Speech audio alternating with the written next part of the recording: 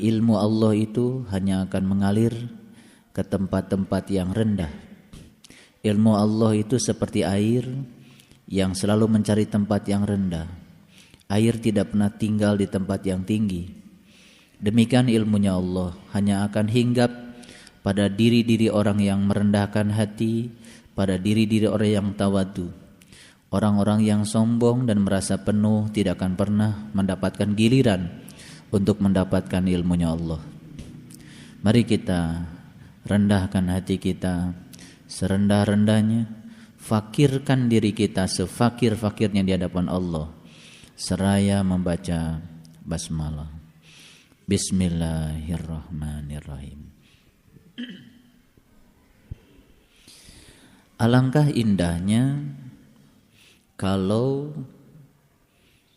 bumi tempat kita hidup ini di seluruh bagiannya sudah menjadi tanah suci. Banyak orang yang merindukan untuk bisa pergi ke tanah suci. Dan selama ini tanah suci ini adalah sebutan untuk Makkah Al-Mukarramah atau Madinah Al-Munawwarah.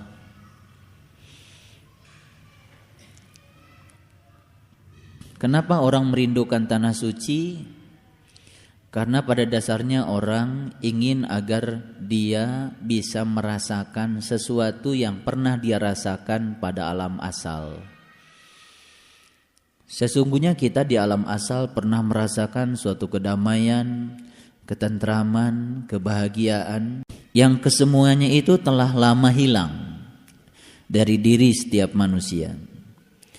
Lalu ketika manusia terjebak pada segala penderitaan, manusia itu kembali merindukan apa yang pernah dia rasakan di alam asal.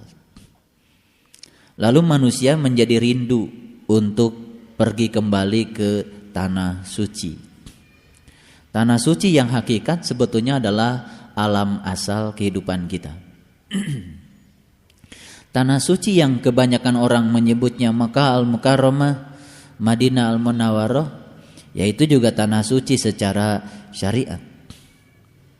Tetapi ternyata tidak semua orang bisa menemukan kembali pengalaman kebahagiaan yang sejati yang pernah dia dapat dulu di tanah suci yang syariat itu. Banyak juga di antara orang yang pergi ke sana merasa tidak aman. Mulai dari takut kehilangan tas, takut kehilangan perhiasan, uang, bahkan takut kehilangan sendal yang bermerek yang dibawanya ke sana. Sepanjang kita masih dihantui rasa takut, berarti kita masih merasa bahwa kita tidak aman. Jadi kesimpulan, tanah suci yang syariat yang di sana itu belum bisa memberikan rasa aman. Tetapi kita rindu kan untuk pergi ke tanah suci. Lalu tanah suci itu yang sesungguhnya yang mana? Tanah suci yang sesungguhnya adalah Allah Subhanahu wa taala. Tempat asal kita. Dan ketika setiap manusia sudah biasa merealisasikan sifat-sifat Allah ke dalam dirinya, maka yang pertama kali akan menjadi tanah suci yang sesungguhnya adalah tubuh kita masing-masing. Nah, kalau seluruh tubuh kita sudah menjadi tanah suci, maka dengan sendirinya bumi ini di seluruh bagiannya, di seluruh penjuru bumi ini akan menjadi tanah suci. Sehingga setiap orang merasa damai dan tentram dimanapun dia tinggal. Tugas kita saat ini adalah menjadikan bumi kecil kita menjadi tanah-tanah suci yang kemudian akan berkontribusi untuk menjadikan bumi besar kita menjadi tanah suci di seluruh bagiannya. Alangkah indahnya kalau seluruh bagian penjuru bumi ini sudah menjadi tanah suci. Tanah suci yang sesungguhnya. Kalau kita melihat Asmaul Husna itu, ya, asmanya Allah yang ke-99 itu As-Sabur. Ternyata puncaknya Asmaul Husna itu adalah As-Sabur. Mulai dari Ar-Rahman, Ar-Rahim, Al-Malik, Al-Qudus, As-Salam, Al-Mu'min, Al-Muhaimin, Al-Aziz, Al-Jabar, terus ke sana Al-Khaliq, Al-Bari, puncaknya itu adalah As-Sabur. Saya kira urutan nama-nama Allah itu juga memiliki hierarki, memiliki jenjang. Itu suatu pelajaran, suatu tazkirah bagi kita sekalian, bahwa sesungguhnya puncak spiritual yang harus kita capai adalah As-Sabur. Makanya Nabi mengatakan perhiasan terindah yang ada di semesta ini adalah kesabaran. Jadi kalau seluruh umat manusia sudah mencapai yang disebut dengan perhiasan terindah itu yang bernama kesabaran, maka kesabaran ini pertama akan menciptakan seluruh bumi-bumi kecil kita menjadi tanah suci, yang kemudian akan mewabah menjadikan bumi besar kita juga menjadi tanah suci. Ya, kalau kita tidak bisa menjadikan bumi besar ini sebagai tanah suci, setidak-tidaknya kita berkontribusi menyumbang kesucian kepada bumi besar ini melewati menjadikan diri kita sebagai tanah suci. Dari mana kita akan memulainya? Saya akan memberikan suatu ilustrasi yang sederhana saja. Kalau kita perhatikan, daun pada akhirnya di pohon itu pasti akan jatuh. Kalau si daun itu memaksa dirinya untuk tetap bertahan di pohon itu, sebetulnya daun itu sedang menderita.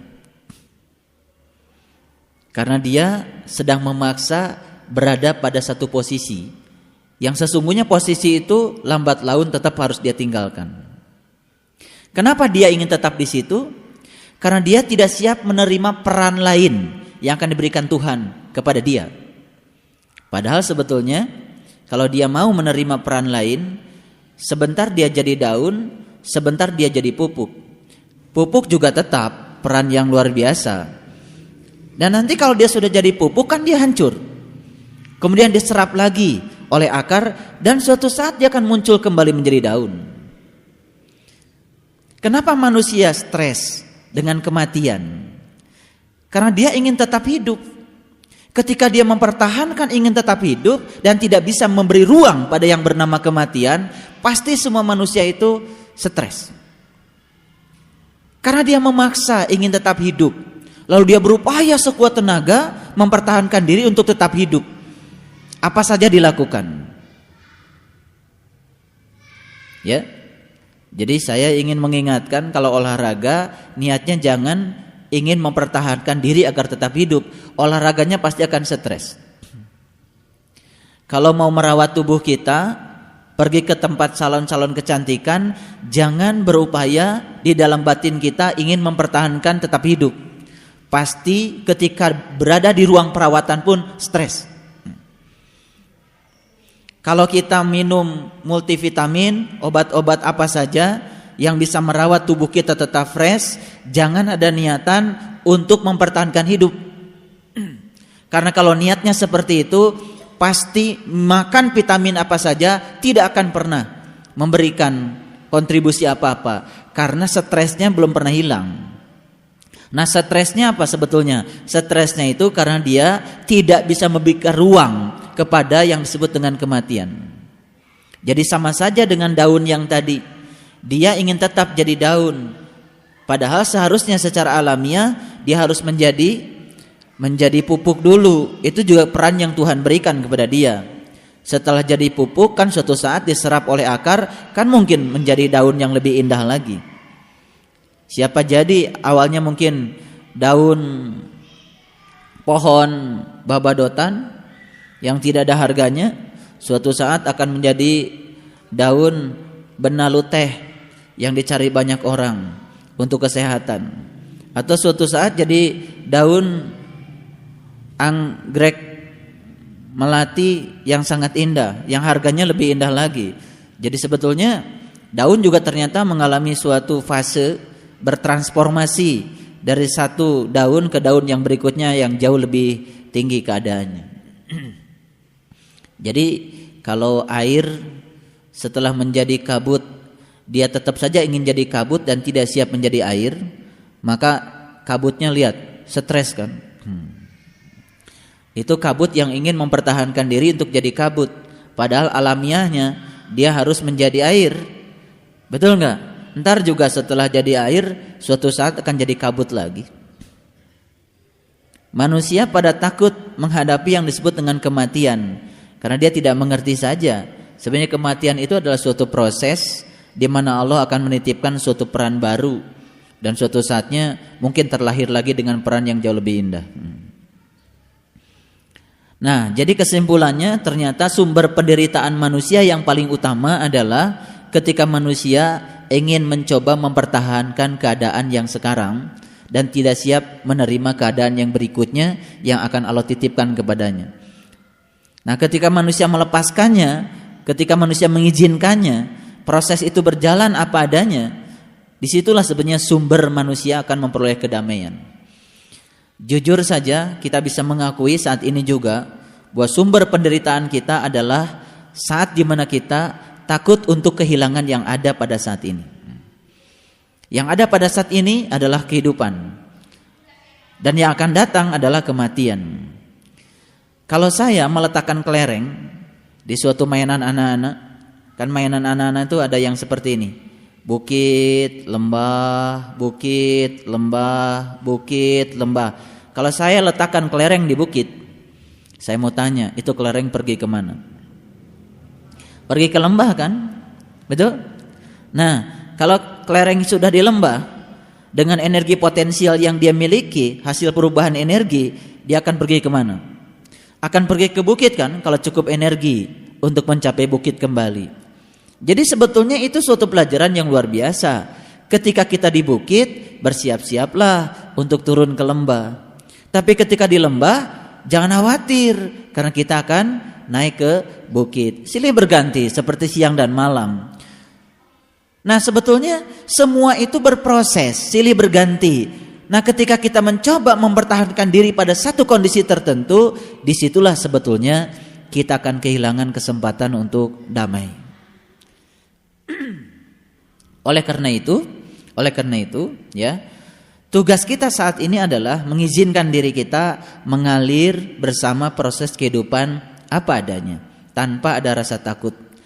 Peran apapun yang Tuhan akan berikan kepada kita untuk menggantikan peran yang ada pada kita saat ini, terimalah dengan penuh keikhlasan. Siapa jadi perannya menjadi peran yang lebih baik. Kalau mati kemudian lahir kembali, ternyata lahir jadi anaknya seorang pewaris tahta kerajaan apa gitu. Ya kan? Dulu susah kan, sekarang jadi hebat gitu. Cuman karena tidak mengerti jadi tidak ada keberanian. Makanya selamanya kan sudah menderita di posisi itu tambah menderita karena dia ingin coba mempertahankan posisi di posisi itu. Ya seperti daun yang tidak mau jadi pupuk. Sebenarnya dia itu stres ya. Padahal pupuk juga peran yang luar biasa ya. Kalau tidak jadi pupuk, apa dia jadi daun lagi? Kalau dia tidak bersedia jadi pupuk kan tidak akan pernah menjadi daun yang baru lagi. Syarat untuk menjadi daun yang baru memang dia harus melewati proses itu. Ya jadi pupuk dululah. Nah ketika proses itu terhenti kan kita tidak jadi apa-apa.